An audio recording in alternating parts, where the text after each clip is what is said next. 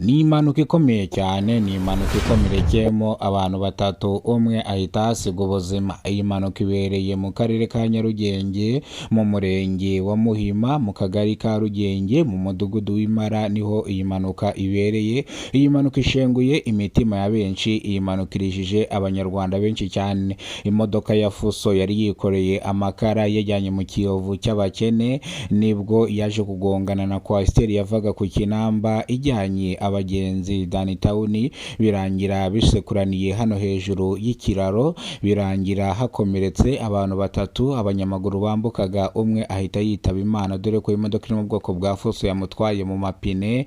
Nibwo polisi, traffic polisi ishinzwe impanuka zo mu muhanda yahise ihamagarwa byihutirwa.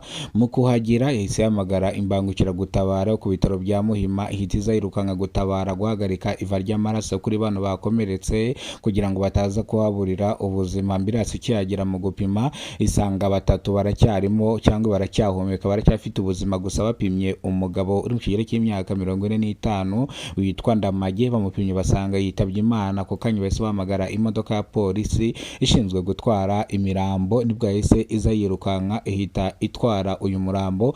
Uyu murambo wahise ujyanwa ku bitaro bya Kacyiru kugira ngo ukorerwe isuzuma kugira ngo bahamye nimba koko nta zindi ndwara yari arwaye cyangwa nta yindi ndwara yari afite, akaba yituye mu modoka ku bushake kugira ngo akoreshe impanuka. Bahise bamwihutana rero ku bitaro bya Kacyiru kugira ngo akorerwe isuzuma. Abakomerekeye mu ino mpanuka bo bahise bashyirwa muri ambulance, batangira kubavura, kubahereza ubutabazi bw'ibanze, ariko bakomeretse bihagije cyane, ubwo umwe ukuguru kwavuyeho, abandi bagakomereka amaguru nayo yenda kuvaho. Babateruye kuri burankari babashyira muri ambulance, bivuze ngo ntago banabashaga kugenda. Bivuze ngo rero ibi ngibi byarijije abanyarwanda, abandi batangira kwifata ku munwa.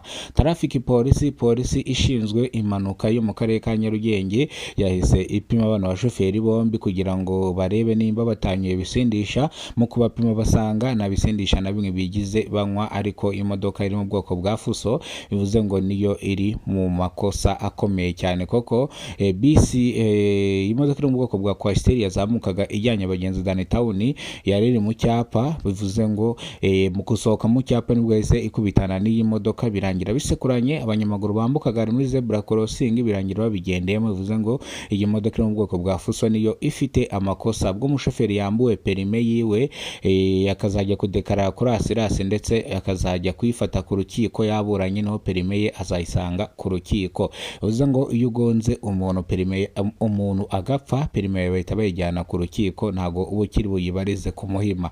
Ku Muhima ni dikota nkuru ya traffic polisi, ariko iyo wagonze umuntu agapfa, bivuze ngo iperime ihita ijyanwa mu zindi ntera. Wamugonza agapfa, wamugonza agakomereka cyane amaguru agacikaho, ubwo perime yawe ugomba kuyisanga mu rukiko ukaburana na asirasi, warangiza perime yawe ukayifata. Ngayo nguko rero, aya ni amakuru yiriwe yumvikana hano mu mujyi wa Kigali, aho iyi mpanuka ibinyamakuru byinshi byagiye biyikoraho bikayikora mu buryo bugiye butandukanye. Aya makuru niyo ya nyayo, nta makuru yizewe cyane.